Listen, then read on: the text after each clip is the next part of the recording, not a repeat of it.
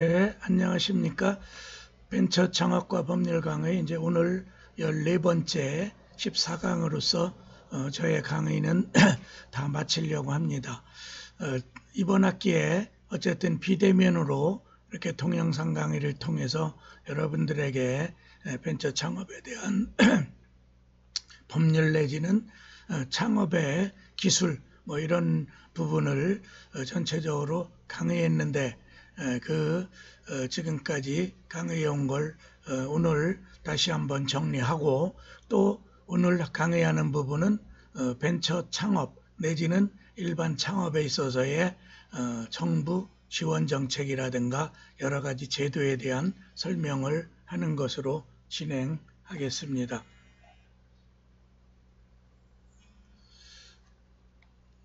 먼저 1장에서는 창업지원제도 전체적인 개관을 한번 각 기관별로 창업지원제도가 어떤 게 있는지, 또 2장에서는 소상공인과 중소기업 창업지원제도에 대한 부분을 설명해 드리겠고요. 또 3장에서는 박근혜 정권 때 많이 강조했던 건데 1인 창조기업과 벤처기업 창업지원제도, 4장에서는 창업기업의 정부 지원 정책, 이렇게 4개로 나눴는데 이 창업지원제도에 대해서는 이번 학기 2주차인가 3주차쯤에 제가 한번 정리해 드린 적이 있고, 오늘은 그걸 다시 한번 뭉뚱그려서 우리 강의 교재 제일 마지막 챕터 10장에 나와 있는 부분이라 그거랑 비교해서 본 강의를 진행하겠습니다. 그럼 먼저 1장에 창업지원제도 개관, 제가 부제로 각 기관별 지원 이렇게 했는데, 제일 먼저 창업과 관련해서 여러분들이 가장 관심을 가져야 될 또 관련된 정부 부처는 당연 중소벤처기업부겠죠. 지금 현재 박영선 장관이 장관으로 있는, 종전에는 중소기업청이었는데 앞에다 벤처도 집어넣고 부로 승격돼서 현재 중소벤처기업부, 지금 그 중소벤처기업부가 대전에 있는데 세종시 종합청사로 합류하는 게 아닌가, 그래서 대전에서 많은 관심을 촉구하기도 했던 그런 부처죠. 그럼 이 중소벤처기업부는 어떤 창업지원 사업이 있냐면 괄호 1번에 창업교육, 그래서 메이커 문화 확산, 또 신산업, 신사업, 창업사관학교, 이 부분이 가장 활발한 교육제도인 것 같고요. 또 실절 창업교육, 실질 창업교육인데, 그렇죠? 그렇게 해서 신사업 창업사관학교 그 파트를 여러분들이 관심 가져서 그 사이트에 들어가셔서 어떤 교육 같은 게 있고 또 어떤 지원 제도가 있는지를 점검해 보실 필요가 있고요. 또 그 다음에 창업지원 사업으로 두 번째는 괄호 2번에 시설, 공간, 보육 이런 것들을 또 지원하죠. 그래서 1인 창조기업지원센터가 있어서 경기도 일자리 여성능력개발본부 뭐 꿈마루, 이거는 이제 경기도 자체에서 하는 거고, 또 용인시티 용인시 디지털 산업진흥원, 이거는 이제 경기도에 거기서 하는 거고, 또 그다음에 코리아 스타트업 센터 창업진흥원에서 하는 걸 연계해서 사업으로 진행하고 있고요.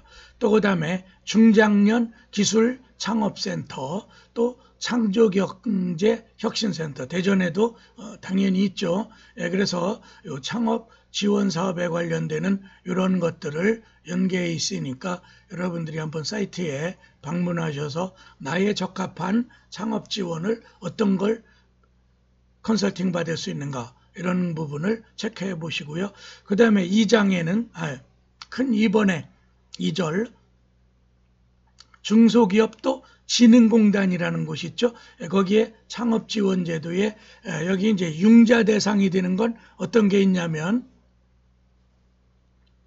중소기업 진흥공단에서 지원하고 있는 자금은 일반적으로 회사 설립 7년 미만이면 창업기업 지원자금을 신청하고 설립 7년 이상이면 신성장 기반 자금을 신청한다. 그래서 7년을 기준해서 7년 미만일 땐 창업 기업 지원자금, 또 7년이 넘어서 어느 정도 이제 중진그룹으로 들어가면, 중진기업으로 들어가면 신성장 기반자금, 그런 대출 업무 이런 것들을 시행하고 있는 거죠.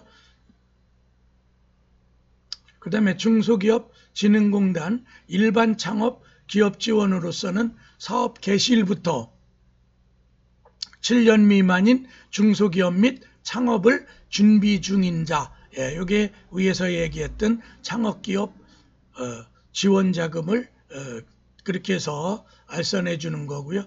또 그 다음에 청년 전용 창업에 대한 지원이 있는데, 대표자가 만 39세 이하로 사업 개시일로부터 3년 미만인 중소기업 및 창업을 준비 중인 자, 이런 자들의 청년 전용 창업 지원 제도를 활용하면 되겠어요.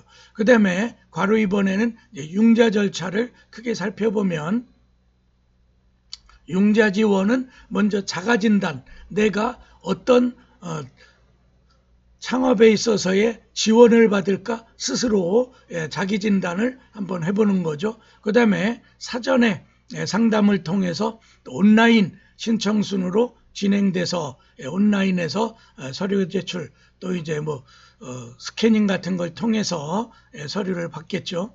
또 그래서 당월 자금 희망 기업은 전월 말까지 온라인 신청을 해서 그 심사 기간이 있기 때문에 최소한 뭐 2주 이상의 시간은 돼야 되지 않을까 이렇게 생각해요.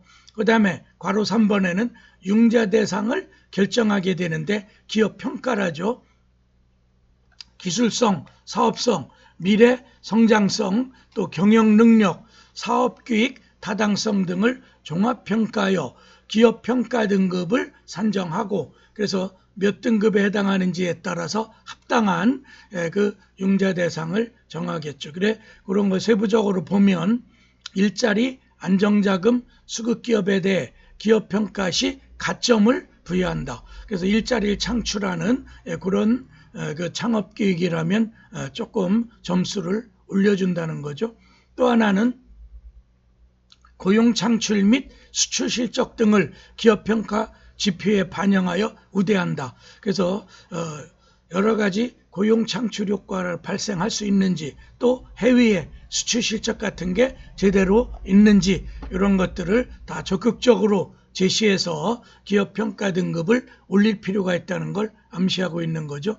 그 다음에 2020년도 중진공 지원자금은 대부분 이제 예산이 이제 12월 들어 있으니까 소진됐겠죠.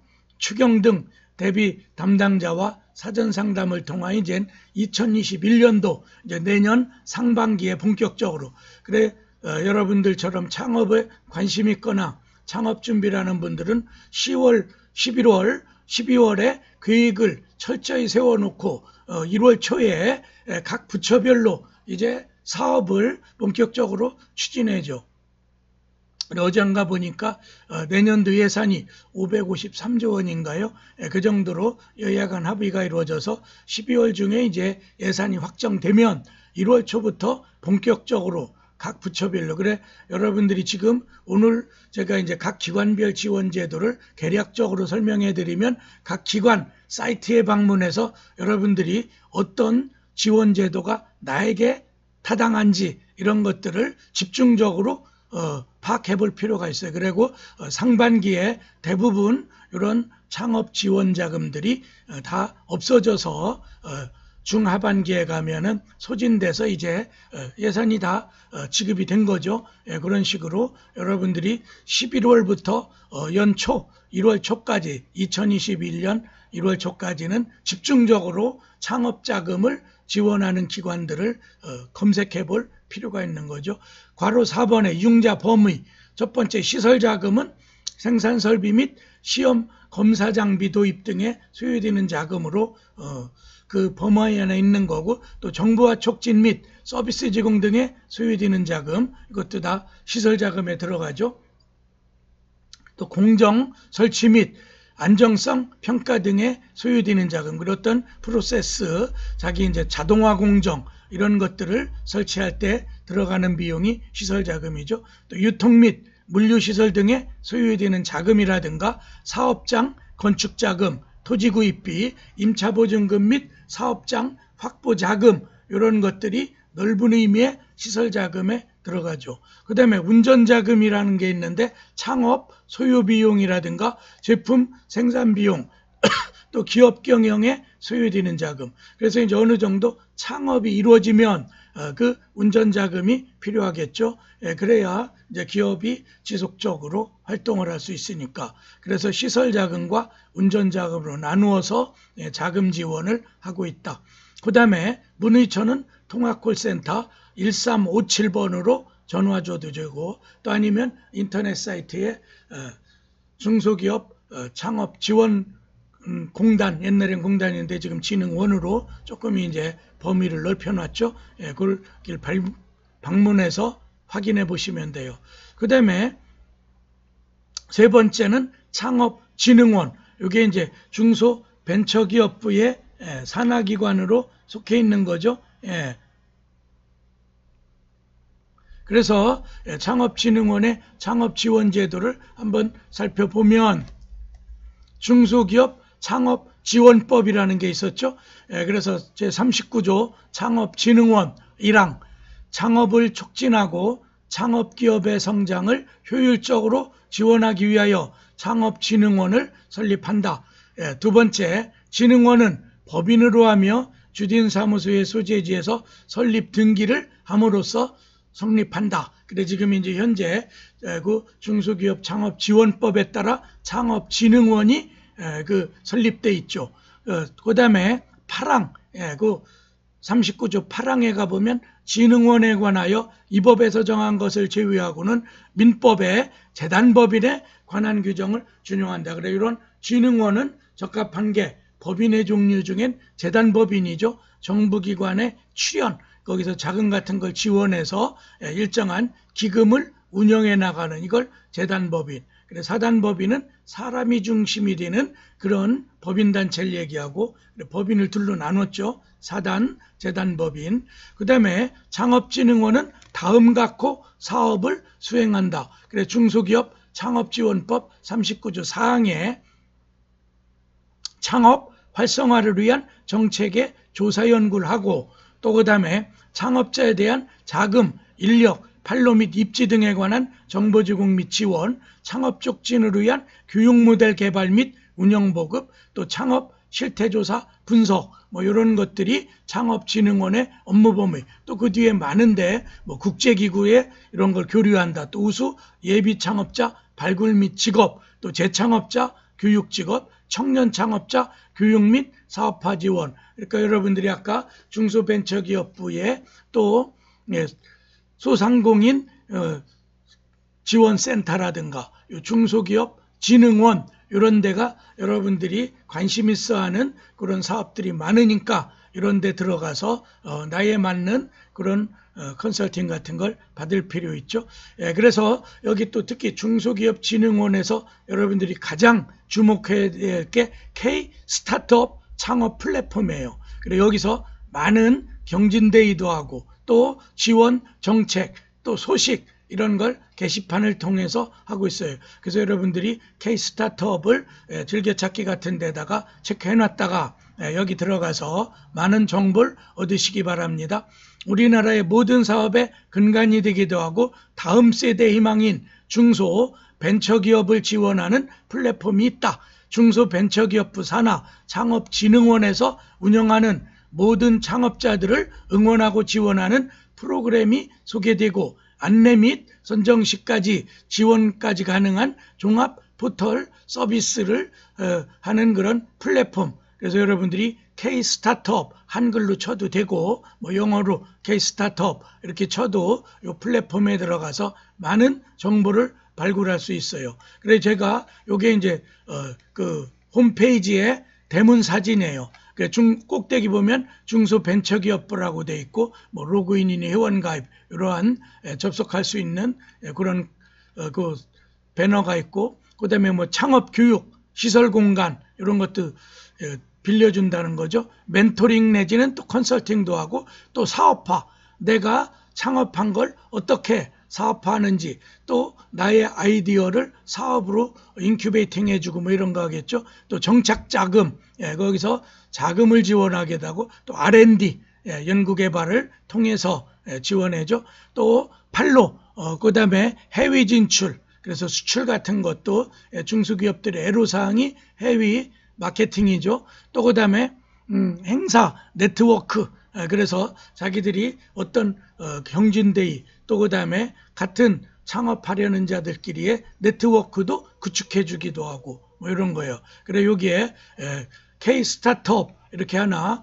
여러분들이 치시면 거기 가서 많은 정보를 얻을 수가 있다. 그래서 앞 페이지에서 살펴본 K 스타트업 메인 페이지 상단을 보면 창업교육, 시설공간, 멘토링 컨설팅, 사업화, 정책자금, R&D, 팔로, 해외 진출, 행사 네트워크 등 8가지 카테고리로 나눴다. 그래 창업교육도 이렇게 하고, 그래 창업 에듀사이트라는 게 또 있고, 또 시설공간, 작은 그런 공간들도 제공해 주죠. 또 멘토링 컨설팅 이런 것도 하고, 그 다음에 정책자금, 여러분들이 이제 관심이 많은 정책 지원 제도 중에 요 정책 자금을 또 검색해 보시면 되고, 또 R&D, 또 팔로, 해외 진출, 행사, 네트워크 이런 여러 가지 정보가 망라되어 있는 게 K 스타트업.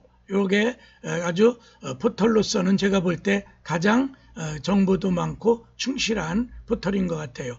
그 다음에 5번째는 소상공인 진흥공단의 창업 지원제도. 그래서 소상공인 진흥공단의 자금 지원제도로서 주딘 사업에 종사하는 상시 근로자 수가 5인 미만을 소상공인 정도로 하고, 요 진흥공단에 있어서의 지원 규모는 5명 미만인 사업자 또는 일자리 안정자금 수급으로 인해 5인 이상 10인 미만이 되는 사업자. 그래서 보통 10명 이하일 때를 소상공인 이렇게 분류하죠. 그래서 신청 접수를 진흥공단 지역센터별로 받고, 또 정책자금 지원 대상 확인서를 발급하면 또 신용평가를 받죠. 그래 신용보증기관, 지난주에 제가 오늘 여기에 보면은 신용보증기금이 있고, 또 이제 기보라고 그러죠.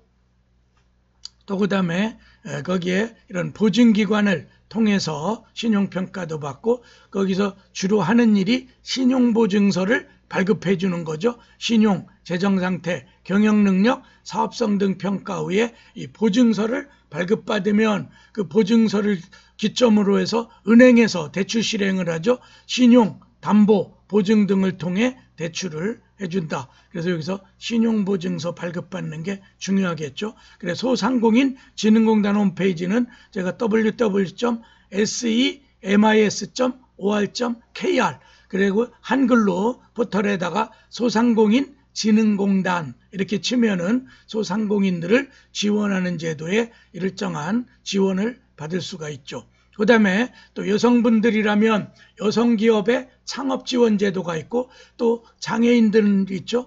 그 몸이 불편하신 분이나 이런 분들은 또 장애인 창업지원제도 이런 게 장애인 복지센터에서도 일정한 거기서도 게시하고, 또 그 다음에 그런데 정보를 얻을 수 있어요. 여성기업이란 여성기업 지원에 관한 법률 2조에서 정의하고 있는 내용처럼 여성이 소유하고 경영하는 기업으로 정해진 기준에 해당하는 기업. 그래서 여성분들, 또 지난번에 제가 지원제도 설명할 때 또 이제 여성기업인연합회 뭐 이런 게 전국적인 개인단체지만 있죠.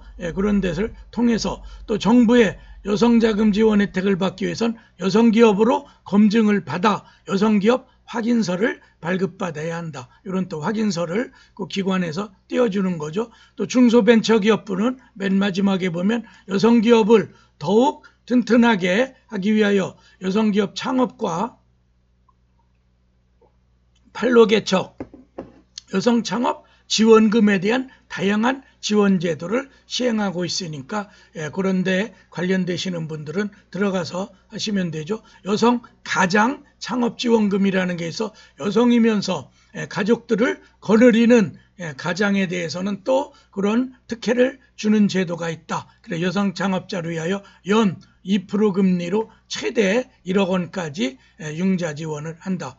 그런 것들이 있고 또 소상공인 안정정착 위한 여성 창업 지원금 제도도 있다. 그래서 상업초 자금 조달 문제로 애로사항 극복을 위한 소상공인 안정 그런 정착 자금을 지원하기도 한다. 그리고 이거는 1년 미만의 여성 창업자 중이죠. 둥이 아니라 중기부 장관, 중소벤처기업부 장관의 교육과정을 약 12시간 이상 수료해서 요새는 먼저 전부 사이버 강의로 하죠. 그 수료증이 또 나올 거예요. 그러면은 그 수료증과 함께 또 확인서 여성 경영자라는 걸 확인한 걸 가지고 하면은 금리 2.79% 그래 일반 여러분들이 시중금리가 연 한 3, 4% 되죠. 그거보단 훨씬 싸죠. 최대 7천만 원까지 맥시멈 그 지원해 준다. 또 여성 기업 인증 제도가 있어서 자금 지원 우대, 공공기관 우선 구매, 경영 능력